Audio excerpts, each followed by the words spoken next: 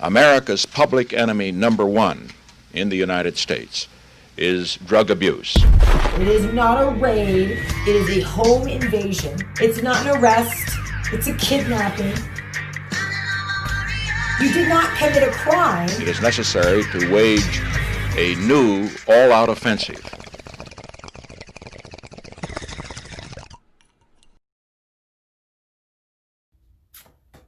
Look, you shouldn't wish ill on anybody ever, okay? Including these cops. Don't hate me for saying that. If the regulations that they were enforcing were in line, we wouldn't have as big of a problem with police officers, right? However, we live in a climate where that's not the case. That being said, if you were given the position of chair of a chapter of NORML, NORML being the National Organization for the Regulation of Marijuana Laws, the oldest standing community organization that fights for the end of prohibition. If you were sitting in that position, while you, of course, are free and clear to support whomever you want, I don't think that it's really good PR to lead a pro-police rally, especially in the midst of what's going on in the streets. But that is exactly what happened with the chair for MassCann NORML, who has stepped down. And this headline popped up in my feed. I mean, no sooner than a few minutes after I stopped last Thursday's broadcast. This keeps happening. Like, I push stop, pop. Something pops up that I should have been talking about. But Celeb Stoner reported this on July 1st. MassCann NORML chair resigns after leading All Lives Matter pro-police rally. Leading, not attending. The controversial MassCann chair, Samson Rakipi? Samson, I'm sorry. I am planning to reach out to you. And when I do, you can pronounce your name properly. All you'd like, and teach me how to. But Samson resigned from the board during an emergency meeting on July 1st. He recently organized an anti-Black Lives Matter rally in Boston. NORML has suspended the chair until it shows a clear opposition to bigotry. Mind my speech today, guys. I'm telling you, there's some sort of anxiety in the air. But I'm going to work through it. We're all going to work through it. MassCann organizes the Boston Freedom Rally each September. On June 27th, Samson spoke at Restore Sanity rally in Boston that supported the police with Blue Lives Matter signs. No people on this side believe that Black lives don't matter, he said at the rally where protesters faced off. Cool, I'll co-sign on that one, Samson. But then Samson went on to say, we believe in the rule of law. What you want is to destroy the rule of law. You think this is a Marxist revolution. It's not going to happen. You will not succeed. We do not support all law enforcement. We support good law enforcement. But you just said you support the rule of law.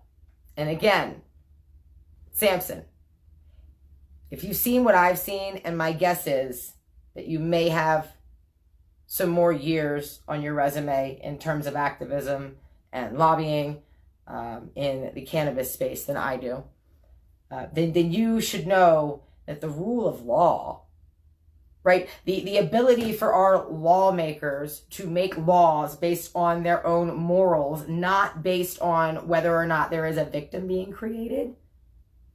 The rule of law is not something that we need to be supporting right now. And back to the good cop, bad cop thing, I hear you. I'm the daughter of a cop. Okay? I saw the good cop, bad cop dynamic. But again, would we have good cops and bad cops if we didn't give any of those cops the right to approach peaceful citizens for maybe being in possession of a substance? And if not, why are we supporting the very people who are doing this to our community. Now, bravo to Keith Stroop for instantly stepping in and removing Sampson from his position. Sampson, I'm not going to shame you. I am a believer in free speech.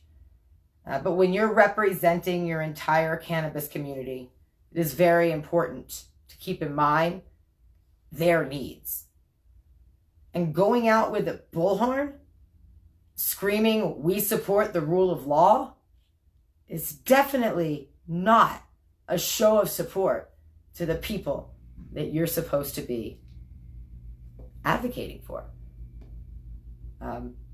So again, super, super, super big thumbs up to Keith Stroop and the NORML organization for stepping in and doing something right away. One of the reasons why they are one of the oldest cannabis advocacy groups in the country. They're actionable. And activism is all about action. You can advocate for something. You can be an activist. But you need to be actionable. And you can be actionable from your couches. Man, I tell people every chance that I can. Action includes emails. And it's real easy to copy and paste and hit send. Or hell, you can program it out on your computer, right? To just send every single week the same email to your congressman until you feel that you're getting an answer or being communicated with in the way that you want to. Don't ever forget that our representatives work for us. They are literally paid for by the money that you earn from your blood, sweat, and tears. And if you think for a second that they don't have time to listen to you, you are not giving yourself enough credit. They need to listen to you. They can't listen to you if you are not talking to them, though. So if you have any concerns about your leadership, take it to Facebook.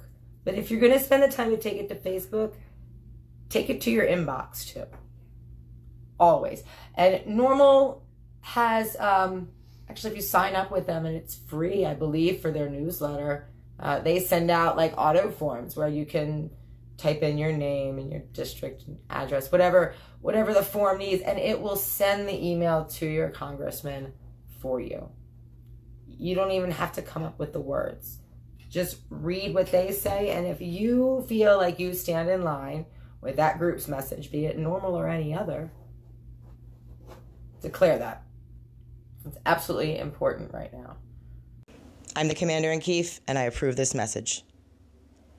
Visit platoon420.com today and take the pledge. I will stand tall in the face of tyranny for the best interest of myself and my community. I denounce the archaic drug laws that have made victims of people they were written to protect, and I will not support any legislation that regulates what a person puts in their body.